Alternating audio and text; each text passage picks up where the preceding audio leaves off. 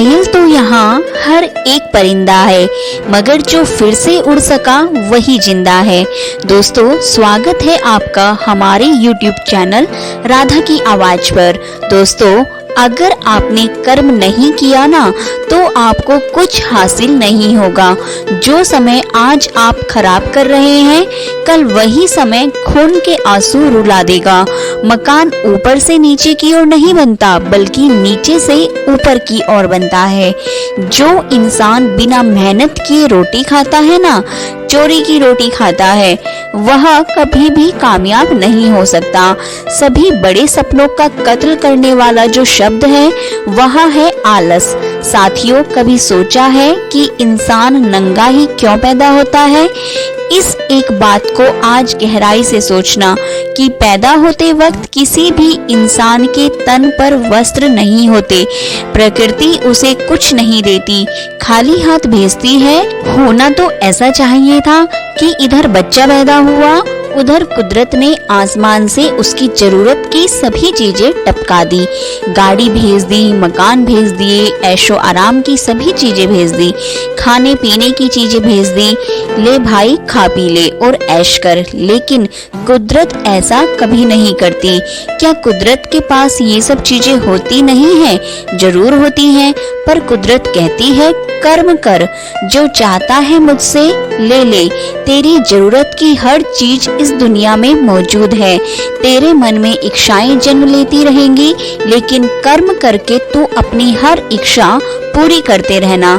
कुदरत कहती है सावधान रहना, अगर तूने कर्म नहीं किया ना तो तुझे कुछ हासिल नहीं होगा, और फिर एक दिन मैं तुझे ऐसी ही वस्त्रहीन वापस बुला लूंगी।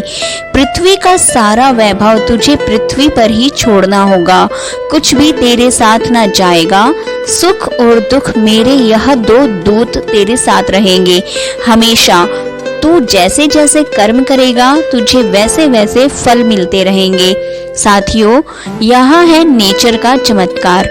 प्रकृति कहती है इस संसार में सब कुछ है जो तुम सोचते हो, और वह भी जो नहीं सोच सकते। पर कर्महीन के लिए इस दुनिया में कुछ नहीं है।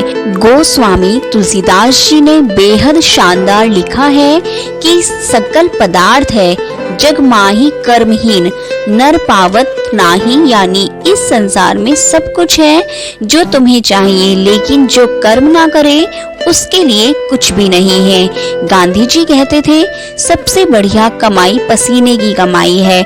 उन्होंने कहा जो इंसान बिना मेहनत किए रोटी खाता है, चोरी की रोटी खाता है, स्वाभिमानी इंसान कभी दूसरों की मेहरबानियों पर जिंदा नहीं रहता। और इस वीडियो में मैं आपको बताऊंगी कि कोई भी काम कभी छोटा नहीं होता। लोगों की दिक्कत क्या है जानते हैं? मैं बताती हूँ। बड़ा काम मिल नहीं रहा और छोटा आप करेंगे नहीं, तो फिर जिंदगी में क्या करेंगे? क्या यूं ही इस जिंदगी का बेड़ा गर्क हो जाने देंगे? आज जरूर कुछ लोगों के पास जिंदगी के कुछ सहारे होंगे। माँ बाप का सहारा होगा, इधर उधर का कोई सहारा होगा, लेकिन कल यदि वह सहारे नहीं रहे तो क्या करेंगे? हुजूर, इस बात को आज अच्छे से समझ लें कि जो समय आज आप खराब कर रहे हैं ना, कल वही समय खून के आंसू रुला देगा, और यह दुनिया आपकी बर्बादी का तमाशा देखेगी, और वह भी हंसते हंसते। कामचोर और कर्महीनों की यही गति होती है। नोट कर लो आज मेरी बात कि इस दुनिया में समझदार लोग किसी काम को छोटा नहीं समझते, वह समझते हैं कि छोटे से ही बड़ा हुआ जाता है। अरे दोस्त, तुम पूरा इतिहास उठा के देख लो, हमेशा हर चीज छोटे से बड़ी हुई है। खुद सोचो, दिमाग लगाओ, आप बड़े पैदा हुए थे कि छोटा? सीधा 20 साल के तो पैदा नहीं हुए थे ना, धीरे धीरे ही बड़े हुए। एक छोटा सा बीज ही पेड़ बनता है। मकान ऊपर से नीचे की ओर नहीं बनता, बल्कि नीचे से ऊपर की ओर बनता है। नोट करो, ईश्वर सर्वशक्तिमान है, सारा ब्रह्मांड उन्हीं के हाथ में है, मगर वह भी जब इस धरा पर आए तो बाल रूप में ही आए।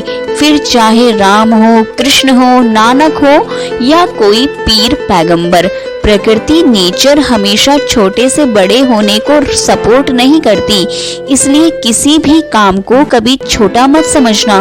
कोई भी काम हाथ में लेकर मेहनत और लगन से उसे बड़ा बना देना। उठो, कमर कस लो, कसम उठा लो कि इस दुनिया को कुछ करके दिखाना है यार, कुछ बनना है। गुमनामी की मौत नहीं मरना। पूरी दुनिया के लिए नहीं तो कम से कम अपने देश के लिए उठो। देश के लिए ना सही तो राज्य के लिए उठो। राज्य के लिए ना सही तो सोसाइटी के लिए ही सही। ऐसी मिसाल कायम करनी है कि लोग आपको और आपकी मेहनत को कालांतर तक याद रखें कि कोई इस धरती पर आया था और अपने पैरों के निशान छोड़ गया। यह दुनिया आपको एक कर्मवीर की तरह याद करे, ना कि एक कामचोर और निकम्मे इंसान के तौर पर। दोस्तों, जहाँ हो वहीं से शुरू करो, जैसे हो वहीं से शुरू करो, बस शुरू करो। बड़े से नहीं, छोटे से शुरू करो। यहाँ सिखों के 5वें गुरु श्री अर्जुन देव के बारे में बात करना बहुत जरूरी है। उनको याद करना बहुत जरूरी है। अर्जुन देव जब चौथे गुरु के अखाड़े में शामिल हुए तो रिचुअल्स के अकॉर्डिंग उन्हें छोटे छोटे काम करने को दिए गए। उन कामों में झूठे बर्तन साफ करना शामिल था। अर्जुन देव जी को जो भी काम बताया गया उन्होंने बड़ी लगन और ईमानदारी से उसे पूरा कर दिया। उन्होंने छोटे काम करने में कोई संकोच नहीं किया, ना ही किसी तरह का कोई इंफिनिटी कॉम्प्लेक्शंस उनमें आया। वहां मौजूद बाकी अन्य शिष्य सत्संग का आनंद लेते थे, मौज ले रहे थे, परंतु श्री अर्जुन देव आधी आधी रात तक काम में लगे रहते और काम पूरा करके ही आराम करते थे। वहां के लोगों में यह परसेप्शंस बन गई कि गुरुजी अर्जुन देव को तुच्छ समझते हैं, इसलिए छोटे छोटे काम ही उनको देते हैं। मगर उन्हें नहीं पता था कि गुरुजी सच्चे पारखी हैं। गुरुजी की समाधि का वक्त आया। समाधि लेने से पहले गुरुजी ने अपने शिष्यों में से एक उत्तराधिकारी चुना और उसका नाम एक लिफाफे में डालकर लिफाफा बंद कर दिया। उनकी समाधि लेने के बाद जब वह लिफाफा खोला गया तो सब हैरान हो गए। उसमें अर्जुन देव जी का नाम लिखा था। तब अन्य शिष्यों को समझ आया कि जिस काम को तुम छोटा समझते हो ना, उसी में गुरु आपकी असली परीक्षा लेते हैं कि जो इंसान छोटा काम नहीं कर सकता वह बड़ा काम कैसे करेगा। जो इंसान कम वजन ना उठा सके उसे भारी वजन कैसे दिया जा सकता है। स्वामी विवेकानंद कहा करते थे, कोई काम छोटा नहीं, यदि मनपसंद काम मिल जाए तो मूर्ख भी उसे पूरा कर लेते हैं, किंतु बुद्धिमान इंसान वही है जो हर काम को अपने लिए पसंद का काम बना ले और उसी में रम जाए। आपको जानकर बड़ी हैरानी होगी मेरे दोस्त कि कभी ब्रिटेन के अंदर बेकारी का दंड दिया जाता था, यानी जो इंसान बेकार बैठा है उसे दंडित यानी पनिशमेंट मिलती थी। पहली बार किसी को बेकारी के जुर्म में पकड़े जाने पर उस इंसान को जज के सामने पेश कर उसका गुनाह सबमिट किया जाता था। दूसरी बार अगर वही इंसान भिखारी की जुर्म में पकड़ा जाता था, उसके हाथ दाग दिए जाते थे, कोड़े मारे जाते थे और कान का ऊपर का भाग काट दिया जाता था। तीसरी बार उसे कैद की सजा सुनाई जाती थी और चौथी बार मृत्यु दंड ही दे दिया जाता था।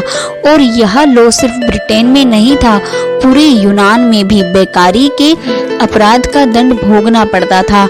आप सोच के देखिए कि अगर पूरी दुनिया में जो खाली है, बेकार बैठे हैं, निकम्मे और आलसी हैं, अगर उनको ऐसी पनिशमेंट मिल जाए तो क्या होगा। यह दुनिया कहां से कहां पहुंच जाएगी।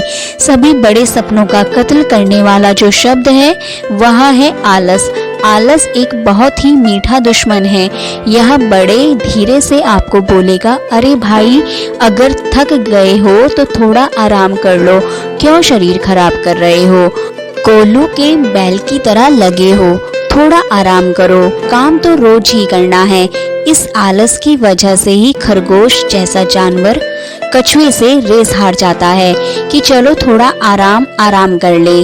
कछुआ तो अभी बहुत दूर है दोस्त, इस दुनिया में आलस से बड़ा कोई दुश्मन नहीं, इसे तुरंत मार डालो। दुनिया के एक बहुत बड़े लेखक हुए खलील जिब्रान, वह कहते थे तुम बहुत भले हो जब अपने गोल की ओर पूरी ताकत से बढ़ते हो, लेकिन बुरे तुम तब भी नहीं जब अपने गोल की ओर लंगड़ाते जाते हो, क्योंकि लंगड़ा हुआ चलने वाला भी कभी पीछे की ओर नहीं जाता। इसलिए दौड़ो, क्योंकि दौड़ नहीं सकते तो चलो, चल नहीं सकते तो रेंगो, बस बैठो मत। साथियों, अगर आप हमारे चैनल पर नए हैं तो इसे सब्सक्राइब जरूर कर दें और अगली वीडियो का नोटिफिकेशन पाने के लिए बेल आइकॉन भी जरूर दबाएं, ताकि हमारी प्रेरणादायक वीडियो का लिंक सबसे पहले आप तक पहुंच सके। आई होप कि आपको यह वीडियो पसंद आई होगी। अगर आपको पसंद आई है तो वीडियो को लाइक करें, अपने दोस्तों के साथ भी शेयर करें। धन्यवाद, मिलते हैं अब अगली वीडियो के साथ।